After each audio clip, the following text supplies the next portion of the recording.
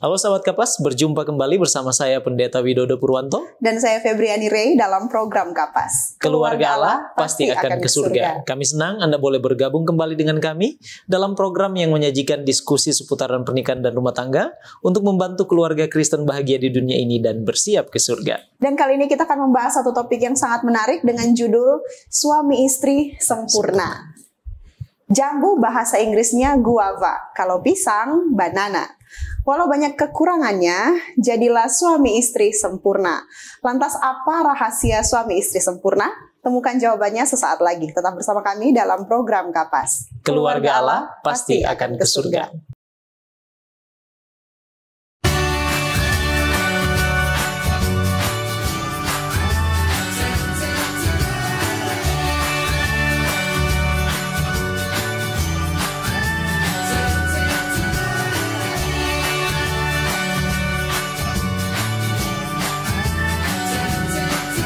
Saksikan selalu program Keluarga Allah Pasti ke Surga setiap Kamis pukul 18 waktu Indonesia Tengah di YouTube channel Cornelius Media, Bridge to the Truth. Masih bersama kami dalam program Kapas dan untuk membahas topik kita yang sangat penting dan menarik, saat ini sudah hadir bersama kami di studio Cornelius Media narasumber kita, yaitu keluarga Pendeta Sumlang Katihokang. Memiliki begitu banyak pengalaman dalam pelayanan, Pendeta Richel Sumlang Emin saat ini melayani di Gereja Masehi Advent Hari ke-7, Daerah Misi Minahasa Utara Bitung sebagai pendeta senior di Jemaat Pionir Teteng. Beliau menikah dengan Ibu Ayen Katihokang dan dikaruniai Tuhan 3 orang anak yaitu Ariel, Kimberly, dan Orion. Keluarga ini adalah keluarga yang berdedikasi dalam pelayanan, rendah hati, dan suka untuk berbagi. Ya, betul sekali, Febriani. Ya. Langsung saja ya, kita sapa narasumber kita. Shalom, Pendeta Richel Sumlang dan Ibu. Shalom. Apa kabar Pendeta dan Ibu? Baik. Puji Tuhan, sehat luar biasa. Ya? Amin. Senang sekali boleh berjumpa dengan kami di program Kapas pada saat ini. Betul. Dan terima kasih sudah bersedia menerima undangan kami di tengah-tengah banyaknya kesibukan. Ya, Pendeta dan Ibu, kita tidak sabar untuk berdiskusi. Ya. Namun sebelumnya mari kita awali dengan doa. Kita tunduk kepala, kita satu dalam doa. Ya Tuhan Allah kami yang bertahta dalam kemuliaan surga, terima kasih Engkau sungguh baik dalam kehidupan kami, mempertemukan kami kembali di dalam program Keluarga Allah Pasti akan ke Surga Cornelius Media. Kami akan memulaikan diskusi kami bersama dengan narasumber kami, keluarga Pendeta Sumlang Katihokang. Biarlah Tuhan menuntun agar apa yang akan dibagikan melalui program ini boleh menjadi berkat bagi sahabat-sahabat Kapas yang bergabung dengan kami saat ini. Terima kasih banyak Tuhan, inilah doa kami. Dalam nama Yesus kami sudah berdoa. Amin. Amin. Baik Pendeta Sumlang dan Ibu, topik kita kali ini adalah suami istri sempurna. Ya. Nah, kenapa topik ini penting untuk kita bahas serta apa saja tujuan atau sasaran kita membahas topik suami istri sempurna pada kali ini? Silakan Pendeta atau Ibu. Memang anggapan umum bahwa suami istri yang sempurna pastilah akan membuat satu pernikahan yang berbahagia. Ya. Dan adalah hal yang alamiah biasanya, di mana semua orang sangat mendambakan suatu yang sempurna. Betul. Karena itu memiliki tujuan supaya kehidupan mereka itu berbahagia. Misalnya, jika seorang berbelanja di pasar dan dia memilih untuk membeli sayur atau buah, maka semakin sempurna atau indah atau segar sayur atau buah tersebut, maka semakin tetap harganya. Tetapi jika sayur itu sudah tidak sempurna, seperti sudah tidak segar lagi, maka itu dapat mempengaruhi nilai dan juga minat sang pembeli, dan harga bisa saja berubah walaupun itu adalah sayur buah yang sama. Jadi kita merindukan bahwa kesegaran sayur atau buah tersebut sesuai dengan harganya, dan hal itu membuat kita merasa puas. Dan yang saya mau tekankan di sini adalah tentang pentingnya kesempurnaan itu sendiri terhadap sesuatu yang ada dalam diri manusia yang secara alami merindukan hal yang terbaik, dan sudah tentu adalah untuk kebahagiaan semata. Dan dikaitkan dengan diskusi kita, pastilah dalam diri setiap orang merindukan dan memimpikan kalau boleh semua yang didapatkan itu sempurna. Lebih khusus kerinduan untuk memiliki suami dan juga istri yang sempurna. Ya. Adalah dambaan dari setiap orang. Karena kalau kita bicara tentang pernikahan yang sempurna, itu juga tidak lepas dari suami istri yang sempurna. Hanya kita perlu perdalam lagi tentang sempurna bagaimana yang dimaksudkan. Betul. Kemudian saat ini kita coba untuk melihat anggapan pada umumnya tentang pentingnya suami istri yang sempurna apa pengertian dari suami istri yang sempurna itu, kemudian pentingnya topik ini dibahas supaya kita boleh sadar akan keadaan yang sebenarnya dari suami istri yang sempurna. Dan diharapkan setelah akhir dari diskusi ini, kita dapat menghindari khususnya hal yang dapat mengancam kebahagiaan suami dan istri itu sendiri, serta juga dapat mengetahui akan prinsip-prinsip penting dalam menjadi suami istri yang sempurna.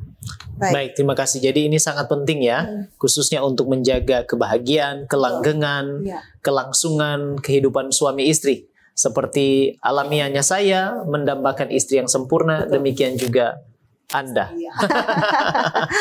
Baik, terima kasih Pendeta Sumlang. Nah, menurut Pendeta dan Ibu, sebenarnya apa yang dimaksud secara umum dengan suami istri sempurna, pasangan yang sempurna? Dan kalau demikian, apa memang ada sih suami istri sempurna? Silakan. Oke, jadi yang pertama, manusia saat diciptakan itu sempurna, baik pria maupun wanita. Awal mula manusia diciptakan, baik laki-laki dan perempuan, itu sempurna adanya. Dalam Kejadian 1 ayat 27, maka Allah menciptakan manusia itu menurut gambarnya, menurut gambar Allah diciptakannya dia, laki-laki dan perempuan diciptakannya mereka. Kemudian dalam Mazmur 8 ayat 6 sampai 8 juga dikatakan, manusia diciptakan kurang sedikit daripada malaikat, karena manusia diciptakan penuh dengan hormat dan juga kemuliaan.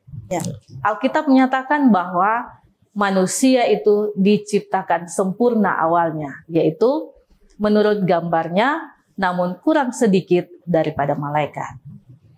Pena inspirasi dalam buku Para Nabi dan Bapa, jilid 1 halaman yang ke-34, di sana menyatakan bahwa waktu manusia dijadikan oleh Tuhan, tubuhnya tinggi semampai, sempurna dan simetris. Wajahnya mencerminkan keadaan yang sehat dan berseri-seri oleh sinar hidup dan kebahagiaan.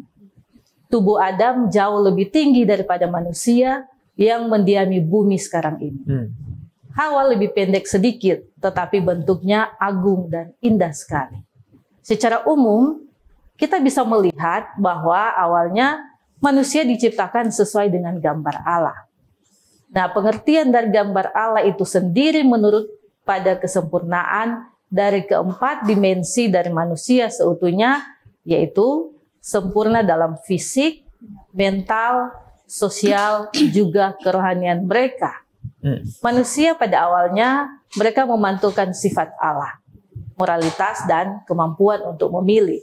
Sehingga Tuhan sendiri menilai bahwa segala hal yang Allah telah ciptakan itu sungguh amat baik. Dalam Kejadian 1 ayat yang ke-31.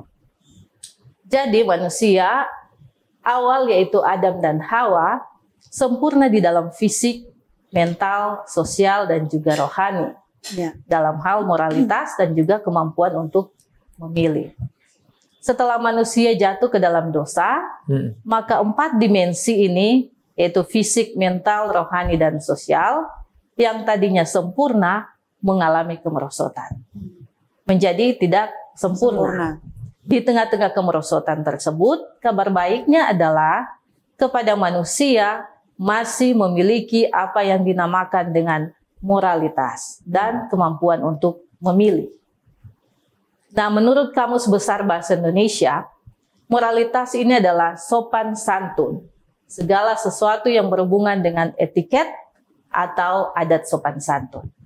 Definisi moralitas itu sendiri seperti yang dikatakan oleh W.J.S. Perdawarminta, dia adalah seorang tokoh sastra Indonesia. Moral adalah asas yang layak untuk diikuti seseorang guna membedakan yang benar dari yang salah. Disebut layak karena asas ini dapat membangun karakter individu. Sementara dalam kehidupan kekristenan, yang menjadi asas adalah 10 perintah Allah dan juga Alkitab sebagai penuntun kehidupan manusia dan sebagai dasar dari moralitas.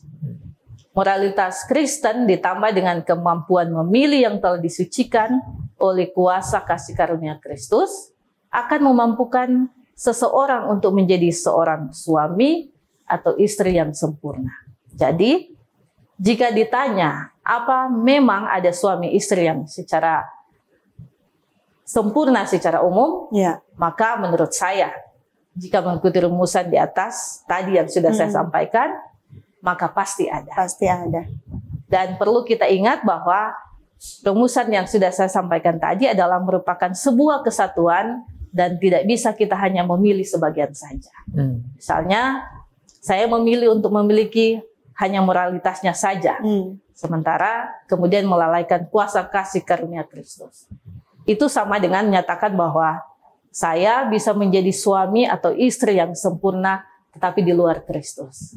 Sementara Yohanes 15 ayat yang kelima bagian B mengatakan, Yesus mengatakan bahwa sebab di luar aku kamu tidak bisa berbuat apa-apa. Kasih karunia Kristus adalah ketergantungan manusia sepenuhnya kepada Kristus. Itulah sebabnya moralitas Kristen tidak bisa dipisahkan dengan kemampuan memilih suami istri yang telah disucikan oleh kuasa karunia Kristus. Baik, jadi konsepnya adalah sempurna tapi harus di dalam kasih karunia Kristus. Demikian ya, pendeta dan ibu ya. Sebab tanpa Kristus maka tidak ada yang namanya manusia yang boleh sempurna. Baik, kami dapat poinnya. Ya, terima kasih Ibu sudah menjelaskan tadi. Nah, kemudian kenapa untuk selalu berpikir bahwa pasangan kita sempurna itu penting? Walaupun sebenarnya ya, seperti kita ketahui bersama, tidak sempurna, dia tidak sempurna begitu. Tapi kenapa untuk selalu berpikir suami saya sempurna itu penting, pendeta atau ibu silakan. Istri saya sempurna juga. Iya. Jadi memang tidak ada di dunia ini yang lebih sempurna selain istri saya. Demikian juga sebaliknya. Iya. Tapi ada hal yang perlu untuk kita ingat bahwa masing-masing baik suami atau istri ini diciptakan oleh Tuhan secara berbeda. Ya. Yaitu sebagai seorang pria dan juga wanita. Dan ini adalah perbedaan yang signifikan. Tuhan dia tidak ciptakan seorang pria bagi Adam. Ya. Supaya sama di dalam segala hal. Tetapi Tuhan menciptakan seorang wanita baginya. Dan Tuhan ciptakan seorang manusia bagi Adam yang berbeda. Dari segi gender, yaitu sebagai pria dan juga wanita. Sungguhnya hal ini memiliki maksud bagi keduanya, di mana sebagai suami istri keduanya akan saling melengkapi satu dengan yang lain, sehingga keduanya ini dapat mengembangkan satu sikap penerimaan, baik kelebihan dan juga kekurangan masing-masing, walau di saat itu belum ada kekurangannya. Jadi ketika Adam terbangun dari tidur, dia berkata dalam Kejadian 2 ayat 23-24, inilah dia tulang dari tulangku dan daging dari dagingku. Dan ia akan dinamai perempuan sebab ia diambil dari laki-laki. Sebab itu seorang laki-laki akan meninggalkan ayahnya dan ibunya dan bersatu dengan istrinya sehingga keduanya menjadi satu daging. Nah, di sini Adam dia mengembangkan satu bentuk penerimaan terhadap perbedaan. Sehingga keduanya ini dapat saling melengkapi dan dapat menjadi satu. Jadi prinsip yang kita bisa ambil di sini adalah bahwa sesungguhnya jangan kita menganggap bahwa suami istri kita sempurna, tapi justru sebaliknya, kita harus menyadari bahwa suami istri kita bisa berbeda dengan kita dan mungkin akan membutuhkan banyak kasih karunia. Mengapa anggapan kita harus seperti itu? Karena sama halnya dengan Adam, ketika dia sadar bahwa ada perbedaan antara dia dengan istrinya, maka akan dengan sendirinya yang meningkat adalah penerimaan. Penerimaannya kepada Hawa, dan ini yang dikenal dengan sebutan unconditional love, atau dia mengembangkan kasih yang tidak bersyarat.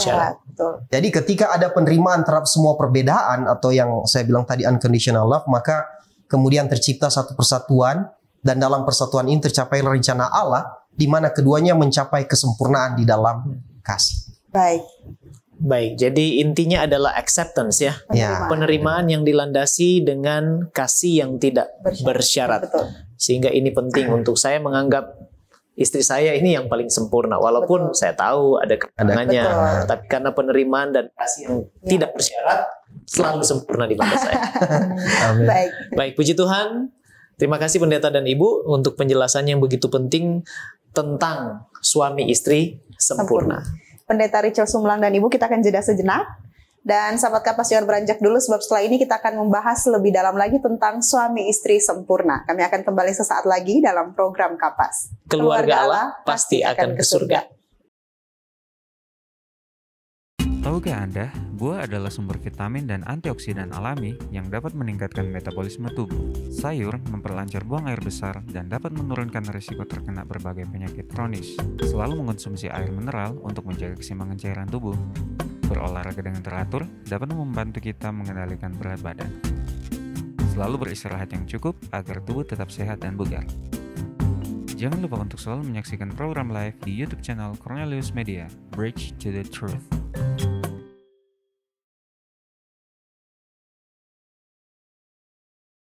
Masih bersama kami dalam program Kapas dan kita akan lanjutkan pembahasan kita tentang suami istri sempurna. Baik pendeta dan ibu, sebenarnya apa saja sih yang menjadi kriteria pada umumnya pasangan untuk menjadi pasangan idaman atau suami istri idaman? Ini penting ini ya. Iya.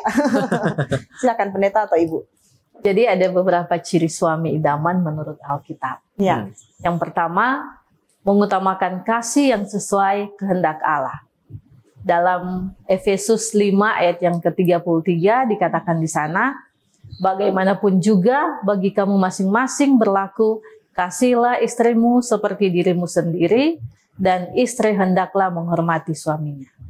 Kemudian dalam Efesus pasal 5 ayat yang ke-28, demikian juga suami harus mengasihi istrinya sama seperti tubuhnya sendiri. Siapa yang mengasihi istrinya, mengasihi dirinya sendiri. Ya. Jadi meskipun sudah menjadi seorang suami, seorang pria harus tetap mengutamakan Kristus di dalam kehidupan keluarganya. Dan tentu kita tahu bahwa Allah adalah kasih. Oleh karena itu, seorang suami yang baik menurut Alkitab pastilah mengutamakan kasih. Ya. Dia hidup dengan mengasihi istri, anak-anaknya, orang tuanya, dan orang di sekitarnya. Dalam 1 Korintus 13 ayat yang keempat dan ke-7, kasih itu sabar, kasih itu murah hati, ia tidak cemburu, ia tidak memegahkan diri dan tidak sombong. Ia tidak melakukan yang tidak sopan dan tidak mencari keuntungan diri sendiri. Ia tidak pemarah dan tidak menyimpan kesalahan orang lain. Ia tidak bersuka cita karena ketidakadilan, tetapi karena kebenaran. Dia menutupi segala sesuatu, percaya segala sesuatu, mengharapkan segala sesuatu, sabar menanggung segala sesuatu. Nah, bagaimanapun setiap orang memiliki standar kasih yang berbeda-beda. Terkadang suami sudah merasa cukup mengasihi, tetapi istri masih merasa kurang.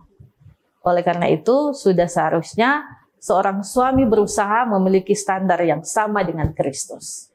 Kasih yang memiliki seorang suami seharusnya merupakan hukum kasih dalam Alkitab yang sesuai dengan kehendak Allah.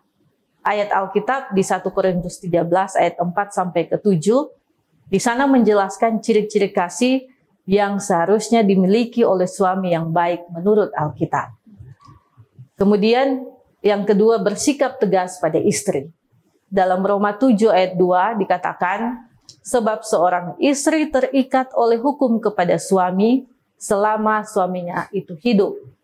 Akan tetapi apabila suaminya itu mati, bebaslah ia dari hukum yang mengikatnya kepada suaminya itu. Di sini Allah dengan tegas mengatakan bahwa seorang istri terikat oleh hukum kepada suaminya. Oleh karena itu, suami yang baik menurut Alkitab pastilah seorang suami yang bersikap tegas pada istri. Suami dapat mengatur istri dengan baik, tetapi tidak menjadi seorang yang otoriter. Seorang suami harus memiliki ciri-ciri kepemimpinan Kristen. Jika istri terus memberontak terhadap suami, tentu suami tersebut tidak baik menurut Alkitab. Kemudian yang ketiga, bersikap setia. Dalam Amsal 20 ayat 6 dikatakan, banyak orang menyebut diri baik hati, tetapi orang yang setia siapakah menemukannya? Ya. Kita tentu tahu bahwa sepasang suami istri sudah dipersatukan oleh Allah dalam ikatan pernikahan. Apa yang sudah dipersatukan oleh Allah seharusnya tidak dapat dipisahkan oleh manusia melalui perceraian. Nah, itu sebabnya dibutuhkan kesetiaan dari suami maupun istri antara satu dengan yang lain. Suami yang baik menurut Alkitab adalah seorang suami yang bersikap setia seperti contoh kesetiaan dalam Alkitab. Ada banyak suami baik hati, tetapi merupakan pergumulan yang sangat besar untuk menjadi seorang suami yang setia. Baik. Kemudian yang keempat, bersikap terbuka. Matius 26 ayat 38, lalu katanya kepada mereka, hatiku sangat sedih seperti mau mati rasanya. Tinggallah di sini dan berjaga-jagalah dengan aku. Nah, seorang suami yang baik menurut Alkitab, pastilah seorang suami yang meneladani Kristus dalam kehidupan sehari-harinya maupun dalam kehidupan keluarganya. Dalam kehidupannya, Yesus seringkali menunjukkan sikap keterbukaan. Ia tidak malu mengungkapkan apa yang ia rasakan di hadapan murid-muridnya. Seorang suami pun seharusnya mampu bersikap terbuka kepada istrinya.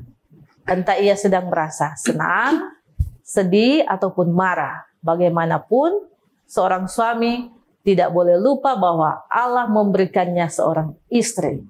Hak dan kewajiban istri dalam Kristen untuk menjadi seorang penolong.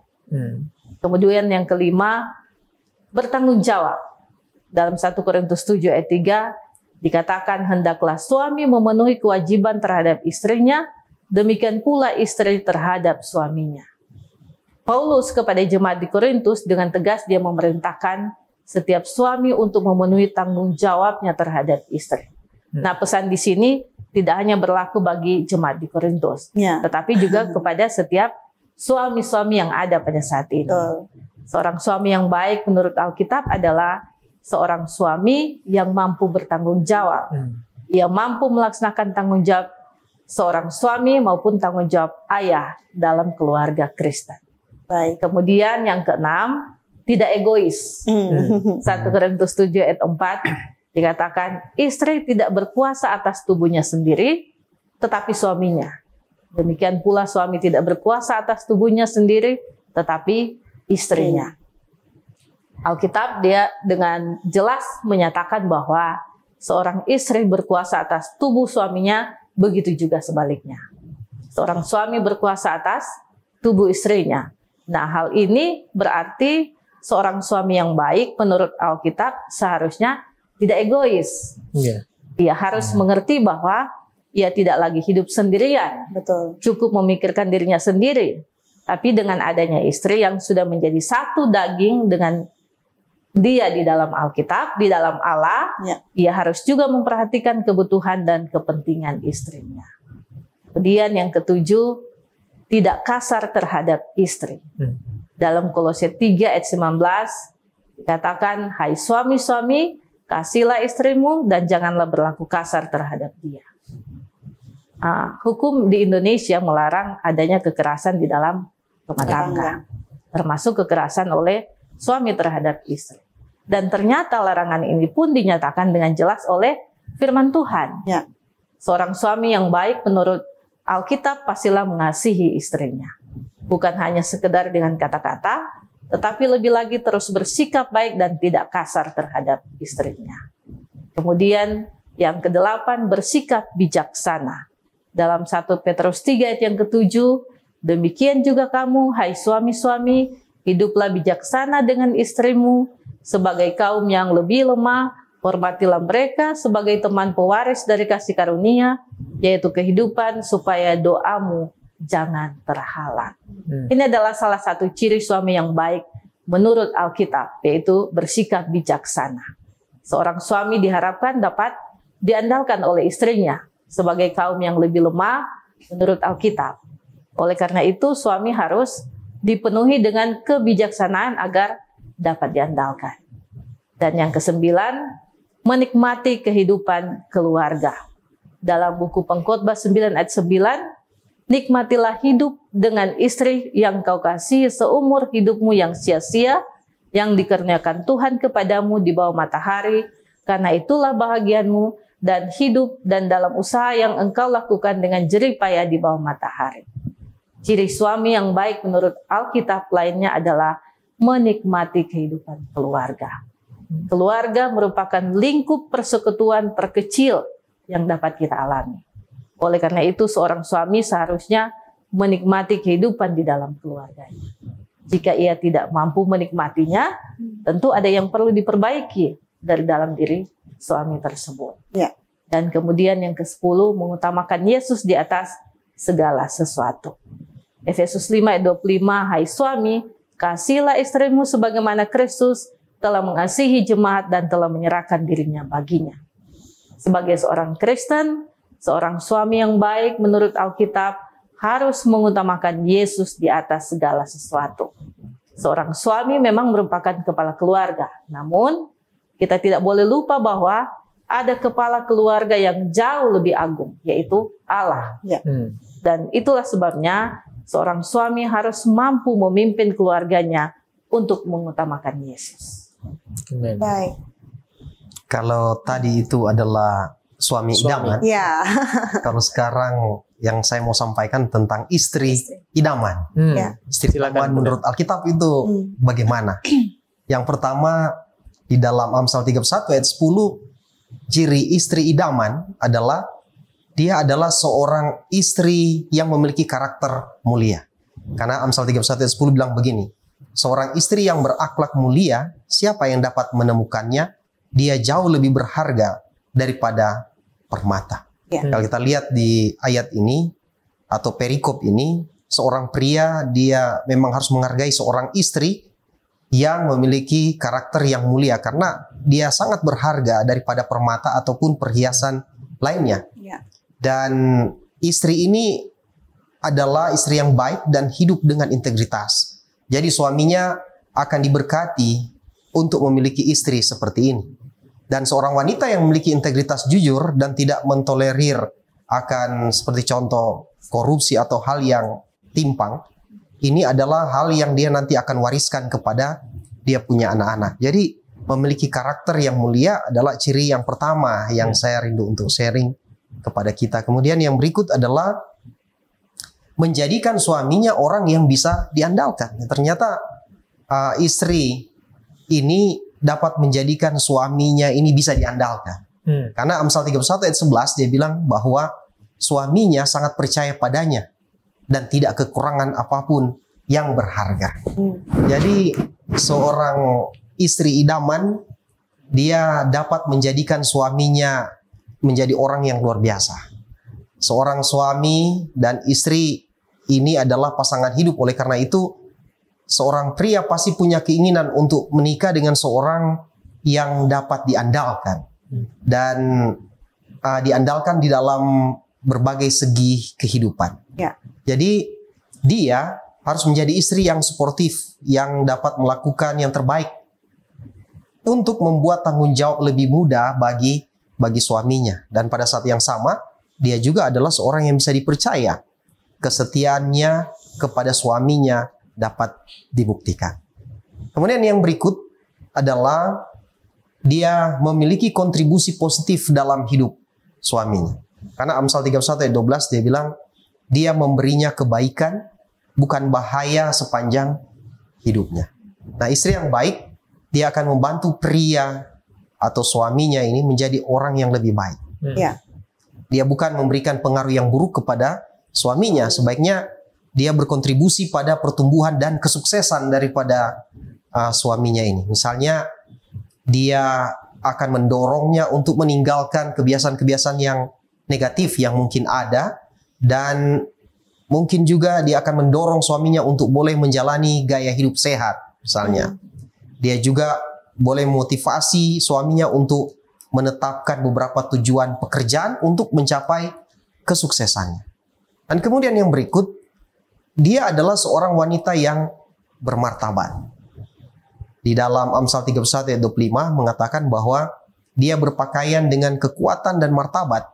Dia bisa menertawakan akan hari-hari yang akan datang. Nah, di antara sifat-sifat istri yang baik dalam Alkitab, maka kekuatan dan martabat termasuk nilai-nilai yang sangat anggun.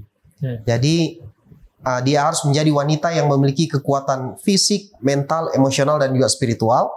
Dan wanita yang kuat itu biasanya tidak akan mudah hancur.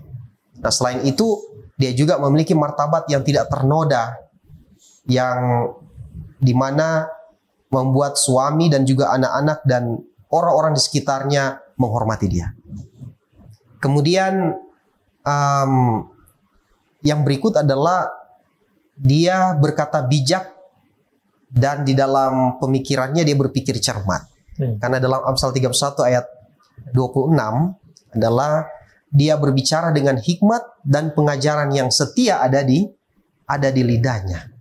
Dan seorang pria yang istrinya tahu bagaimana mengendalikan lidahnya akan diberkati. Daripada menggunakan lidah untuk mengomel misalnya atau mengeluh dan mengoceh tentang masalah yang terjadi sehari-hari, maka dia harus mengucapkan kata-kata yang tepat untuk menyemangati, kemudian mengoreksi dan menasihati akan keluarganya. Kemudian dia adalah seorang yang bisa dibanggakan suami dan anak-anaknya. Ini di dalam Amsal 31 ayat 28-29. Anak-anaknya bangun dan menyebutnya berbahagia. Suaminya juga, dan dia memuji dia. Banyak wanita melakukan hal-hal yang mulia, tetapi engkau melebihi mereka semua. Nah, istri idaman ini adalah wanita yang keluarganya sangat bangga memiliki dia. Dia mungkin tidak sempurna, tetapi dia sangat mengagumkan. Dia adalah panutan dalam hal kerja keras, ketekunan, dan juga karakter. Dan istri idaman ini adalah istri yang seharusnya takut akan Tuhan. Karena dalam Amsal 31 ayat 30 mengatakan bahwa kemolekan adalah bohong dan kecantikan adalah sia-sia, tetapi istri yang takut akan Tuhan dipuji-puji. Ya, kecantikan wanita idaman ini bukan cuma di kulit, tetapi kecantikannya ini adalah cerminan dari iman dan cintanya juga kepada Tuhan. Jadi bukan berfokus untuk mempercantik diri sebenarnya, tapi dia lebih mementingkan hubungannya dengan Tuhan sendiri. Dia menghormati Tuhan sebagai pencipta, Tuhan dan juga juru selamat. Karena dia memiliki tujuan untuk menjalani kehidupan yang dapat memuliakan Tuhan. Kemudian seorang istri idaman menurut Alkitab ini, dia adalah seorang yang bekerja dengan rajin. Karena dalam Amsal 31 ayat 13 mengatakan bahwa dia mencari bulu domba dan rami dan senang bekerja dengan tangannya. Nah, seorang istri idaman akan bekerja dengan tekun. Dia tidak keberatan untuk menghabiskan waktu dan energi maksudnya untuk pekerjaan rumah tangga, dan juga bisa jadi ada tugas-tugas kasar di tempat kerja. Apalagi dia selalu melakukannya dengan antusias. Dan kenapa dia buat itu? Karena dia menemukan kepuasan dalam menjadi produktif setiap hari. Jadi istri idaman ini menurut Alkitab dia harus bekerja dengan rajin. Kemudian juga dia akan memastikan kebutuhan rumah tangga tercukupi. Dalam Amsal 31 ayat 14-15 dia bilang dia seperti kapal dagang, membawa makanannya dari jauh. Dia bangun saat masih malam. Dia menyediakan makanan untuk keluarganya dan porsi untuk pelayan wanitanya. Kemudian Amsal 31 ayat 21-22 dia bilang begini. Saat turun salju, dia tidak takut dengan rumah tangganya karena semuanya berpakaian rangkap. Dia membuat penutup untuk tempat tidurnya. Dia berpakaian linen halus dan kain ungu. Jadi istri idaman ini adalah seorang yang bisa diandalkan oleh keluarganya sepanjang waktu. Apakah dia memiliki pekerjaan atau dia adalah istri dan ibu penuh waktu, tapi dia mengawasi kebutuhan rumah tangganya dan dia memastikan suaminya, anak-anak, dan bahkan mereka yang bekerja untuk mereka tidak kekurangan satu apapun. Kemudian yang berikut adalah istri idaman menurut Alkitab adalah dia tahu cara mencari nafkah. Dia tahu cara mencari nafkah. Amsal 31 ayat 24 dia bilang dia mempertimbangkan sebuah ladang dan membelinya. Dari penghasilannya ia membuat kebun anggur. Amsal 31 ayat 16 maksudnya. Kemudian dia membuat pakaian linen dan menjualnya dan memberi para pedagang ikat pinggang. Ini Amsal 31 ayat 24. Nah, pria yang menikah dengan wanita yang mandiri secara finansial akan juga diberkati. Salah satu sifat istri idaman dalam Alkitab adalah kemampuan juga untuk menghasilkan uang. Jadi selain itu dia harus cukup praktis untuk menginvestasikan uangnya dalam bisnis yang menguntungkan untuk meningkatkan pendapatannya. Kemudian yang berikut adalah dia adalah wanita tangguh yang menangani pekerjaannya dengan baik. Amsal 31 ayat 17, dia mengikat pinggangnya dengan kekuatan, ia menguatkan lengannya. Jadi seorang wanita kuat yang tidak mundur dari kerja keras, kita harus puji. Kita harus acungkan jempol. Kenapa? Karena dia bisa melakukan segalanya hanya untuk memastikan keluarganya akan memiliki masa depan yang baik. Selain itu, ia dapat juga menyeimbangkan karir dan kehidupan keluarganya dengan baik. Dan pria manapun, dimanapun, pasti akan senang memilikinya sebagai pasangan. Kemudian yang berikut, dia bekerja dengan keunggulan. Karena dalam Amsal 31 ayat 18-19, Alkitab mengatakan bahwa dia tahu bahwa pendapatannya menguntungkan, pada malam hari pelitanya tidak padam. Tangannya ditaruhnya pada jentera jari-jarinya memegang pemintal. Jadi istri idaman ini adalah istri yang baik, yang tidak puas dengan keadaan yang biasa-biasa saja. Jadi waktu dia bekerja, dia pastikan bahwa segala sesuatu dilakukan dengan sempurna.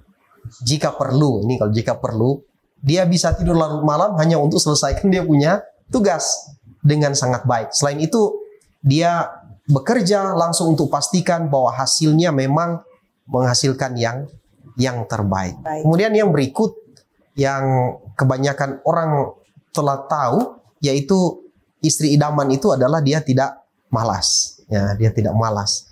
Jadi pasangan yang baik adalah seorang yang bertanggung jawab. Istri yang dikagumi, dia tidak malas karena melihat kerja keras suaminya. Dia melakukan yang terbaik untuk membantu suaminya, menyediakan kehidupan yang nyaman bagi keluarga mereka. Apakah istri ini dia memiliki pekerjaan atau tidak, tapi tangannya tidak pernah menganggur karena dia pastikan bahwa dia produktif setiap hari. Jadi itu adalah kriteria ya. Kriteria. Baik, terima kasih pendeta dan ibu. Ada listnya ya yang cukup panjang bagaimana suami idaman dan istri idaman ya. Tentu kenyataannya banyak yang mungkin tidak mencapai standar kriteria tersebut dan kita sadari hal itu. Nah, kira-kira apa kuncinya? Secara sederhana pendeta dan ibu, apa kuncinya menjadi suami istri yang sempurna? Moralitas Kristen, 10 hukum, dan juga Alkitab keseluruhan. Ditambah dengan kemampuan memilih yang telah disucikan oleh kuasa kasih karunia Kristus, akan memampukan seseorang untuk menjadi seorang suami atau istri yang sempurna. Baik. Baik. Amin. Dan kemudian bolehkah pendeta dan ibu membagikan tips? Bagaimana tips praktis ya? Ya, bagaimana untuk boleh menjadi suami dan istri yang ideal, mungkin yang sempurna. Yang sempurna. Silakan. Oke, mungkin tips yang pertama, jadikanlah firman Allah atau Alkitab itu 10 hukum Allah sebagai asas mendasar dalam kehidupan berumah tangga. Moralitas Kristen yang tadi ya. Kemudian yang kedua, kasih yang tidak bersyarat. Menerima pasangan apa adanya. Itu adalah modal utama menjadi pasangan yang sempurna. Dan yang ketiga, menyadari bahwa kasih karunia Yesus begitu besar dalam kehidupan saya, memampukan saya untuk dapat membagi kasih karunia yang besar juga kepada pasangan saya. Amin. Baik, puji Tuhan ya. Pendeta dan ibu sudah membagikan tips yang sederhana. Yang intinya tadi kalau saya koneksikan antara bagian yang satu dengan bagian yang lain itu dapat.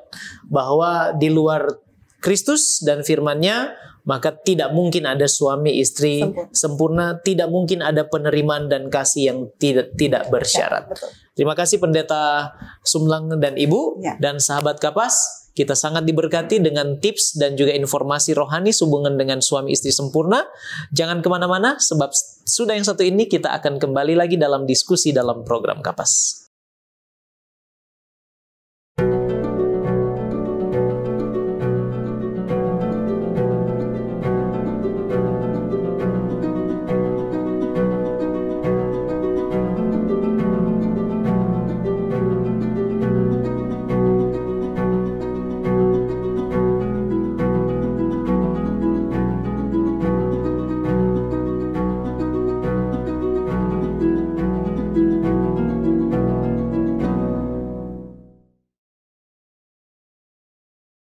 Masih bersama kami dalam program Kapas dan tidak terasa kita sudah tiba di segmen terakhir diskusi kita. Ya, betul sekali Febriani. Langsung saja ke pertanyaan ya, Pendeta Richel Sumlang dan Ibu.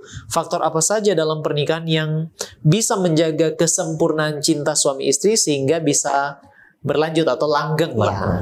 Silakan Pendeta. Mungkin ada beberapa hal yang saya boleh bagikan dengan cepat di sini. Jadi agar supaya langgeng dalam hubungan suami istri, maka yang pertama adalah kita harus asumsikan yang terbaik. Ya, kita harus selalu asumsikan yang terbaik. Maksudnya kita harus selalu berpikiran positif. Jadi pada waktu kita mungkin tidur malam hari, kita perlu untuk mengulangi akan kata ini pada waktu bangun sebelum tidur, maksudnya seperti ini. Hari ini saya akan berusaha untuk bersikap seramah dan sebaik mungkin terhadap apapun yang saya akan hadapi besok.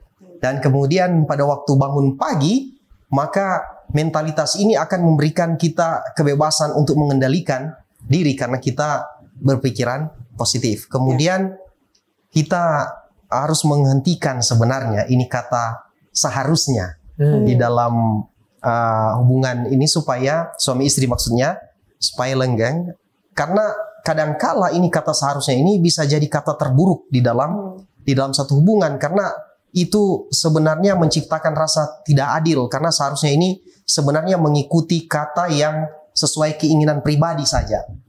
Terkesan sangat egois. Jadi kadang-kala kita bilang atau kita harus hindari kata seperti ini. Kamu seharusnya pulang lebih cepat. Jadi kadang-kala kita bilang kamu harus pulang lebih cepat. Lebih baik kalau kita bilang bahwa saya mengharap supaya kamu bisa pulang lebih awal sehingga kita bisa berduaan lebih lama. Mungkin itu lebih romantis. Kita harus hilangkan ini kata seharusnya ini. Dan kemudian yang berikut saling mendengarkan. Kita tahu bahwa mendengarkan ini sangat penting. Yang satu dia berbicara dan yang satu tidak. Bukan cuma sekedar itu saja. Yang satu bicara dan satu mendengarkan, tidak berbicara. Tetapi ini adalah proses ketika suami istri ini benar-benar diam dan menyimak. Menyimak apa yang keluar dari mulut sang istri atau suami. Kemudian coba untuk mengerti, membuat dia nyaman dengan hal tersebut. Kemudian yang berikut adalah kata maaf. Maaf ini juga sederhana tetapi sangat penting untuk membuat hubungan suami istri ini bisa bertahan lama, langgeng maksudnya. Jadi waktu kita buat kesalahan, usahakan selalu minta maaf dan perbaiki atau segera temukan dia punya solusi. Jadi kalau pasangan tidak saling memaafkan, maka pada akhirnya akan muncul hal-hal yang mengakibatkan hubungan itu tidak baik. Kemudian yang berikut tadi mungkin sudah disinggung bahwa kata kasar dan perceraian ini melonggarkan hubungan suami istri. Ini kata kasar ini dan perceraian. Kadang-kala waktu menghadapi permasalahan kita perlu untuk menghindari frasa seperti ini. Kalau ini terus jadi begini, lebih baik kita berpisah saja. Nah ini harus dihindari. Atau kalau ini begini terus, lebih baik kita bercerai. Nah ini tidak boleh. Kenapa? Karena kalau seandainya suami juga dia emosi, maka suami ini bisa iakan apa yang dia keluarkan. Dan pada akhirnya ungkapan seperti itu yang diucapkan dalam kemarahan sebenarnya itu tidak dilupakan dan itu membekas. Dan bahkan ketika hubungan sudah baik, itu nanti justru akan lebih meningkatkan kemungkinan perceraian yang sebenarnya. Kemudian perlu mengontrol memang emosi masing-masing. Jadi saran yang sudah lama yang kita dengar adalah jangan pernah tidur dalam keadaan marah. Ini adalah saran yang kita sudah tahu. Karena pada waktu suami istri bertengkar, hal yang paling penting adalah coba untuk selesaikan masalah tersebut sebelum istirahat atau sebelum tidur. Karena waktu sudah diselesaikan, rasa sakit yang dialami itu biasanya hilang sebelum istirahat. Kemudian yang berikut adalah sediakan waktu untuk berkencan. Kadang-kala setelah sudah menikah 3 orang anak, sudah lupa ini waktu ngedate ya. Untuk ada waktu khusus untuk suami dan istri terlepas daripada anak-anak yang ada. Jadi memang perlu untuk bilang kepada orang tua mau titip dulu anak-anak untuk sementara agar supaya itu triknya ya, triknya itu. Jadi bilang ke orang tua mau titip sementara supaya kemudian suami istri ini boleh date sama-sama karena itu akan mengingat peristiwa tatkala pertemuan pertama dan lain sebagainya akan membuat ini romantisme dan juga semua hal ini terkenang dan menguatkan akan hubungan suami istri. Dan kemudian kita sudah memiliki janji yang kita ucapkan baik di hadapan Tuhan dan sebagainya. Kita perlu untuk menghargai janji yang kita sudah ungkapkan. Ingat saja yang berikut adalah suami istri itu harus sama-sama berjuang di dalam mempertahankan hubungan suami dan istri. Ingat bahwa suami istri harus sama-sama berjuang. Betul. Tidak bisa cuma suami saja yang berjuang mempertahankan hubungan, istri tidak atau sebaliknya. Ya. Mungkin ini yang saya bisa bagikan. Ya. Baik, terima kasih pendeta. Kemudian apa yang Roh Nubuat katakan atau ada tambahan ayat-ayat Alkitab sehubungan dengan suami istri sempurna ini? Ya, silakan pendeta atau ibu.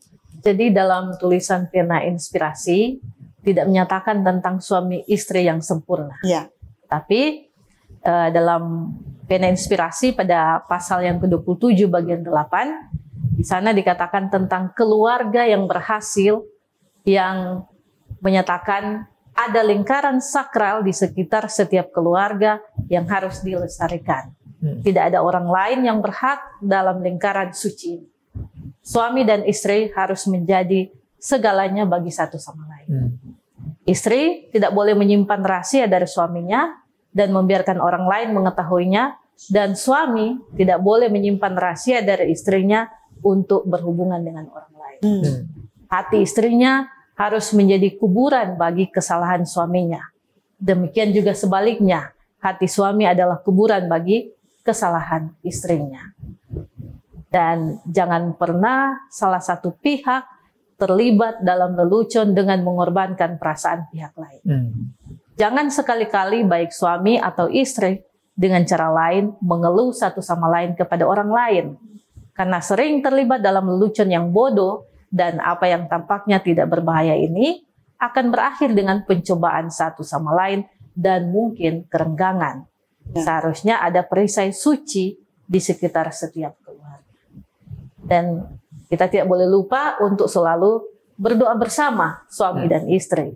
Dan biarlah mereka yang membentuk lingkaran keluarga yang berdoa bersama agar Tuhan menguduskan lidah, telinga, mata, dan setiap anggota tubuhnya.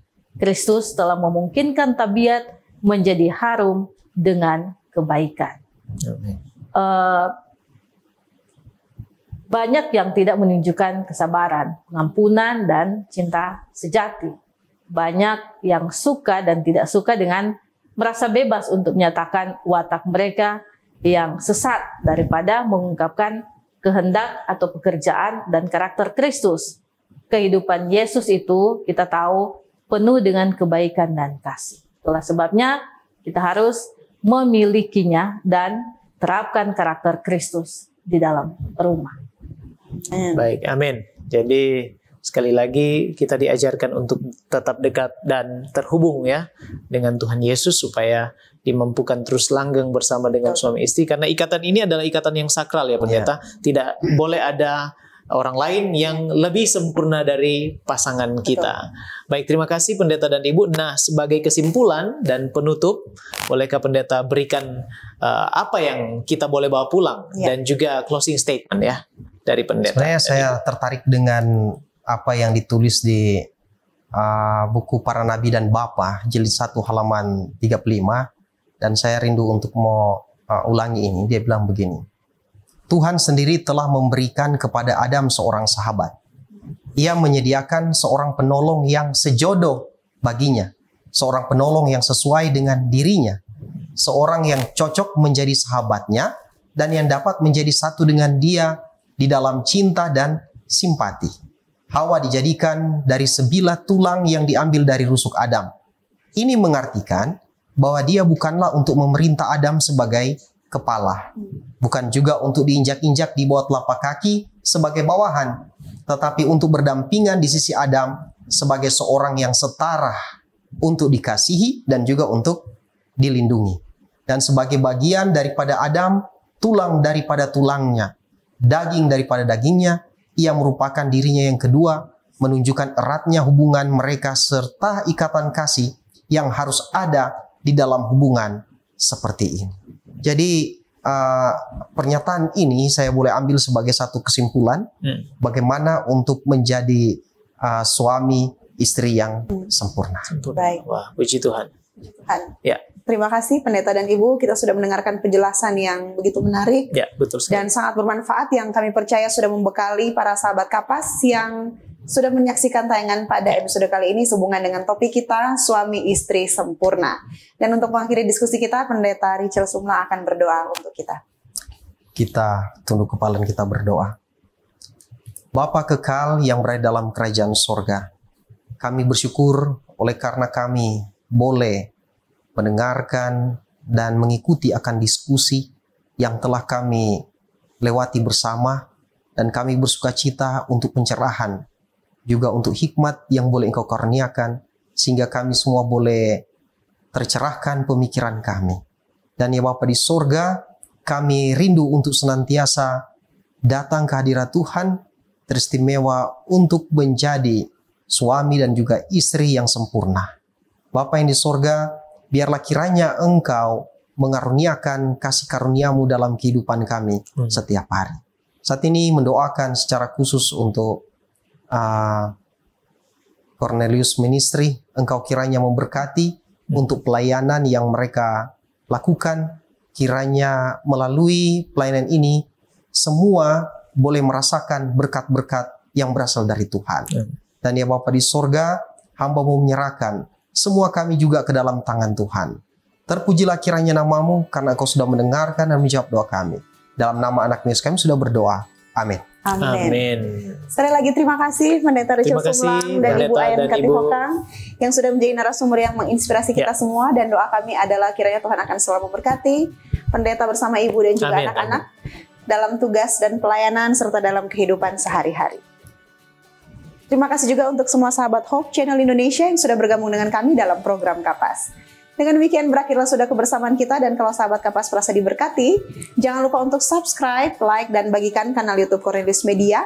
Dan jangan lupa untuk bergabung kembali dengan kami dalam program yang sama pada episode mendatang. Dan terima kasih atas kesetiaan Anda bergabung dengan kami Cornelius Media. Jangan lupa untuk terus ikuti program menarik lain dari kami, dan pastikan Anda diberkati oleh Tuhan. Menjadi sahabat Kapas, kita belajar bersama, kita bertumbuh bersama, kita bahagia bersama, dan kita bersiap ke surga bersama, sebab keluarga Allah pasti akan ke surga. Saya Pendeta Widodo Purwanto. Dan saya Febriani Rey bersama narasumber kita, keluarga Pendeta Sumlang Katihokang. Sampai jumpa lagi dan salam Kapas. Salam Kapas.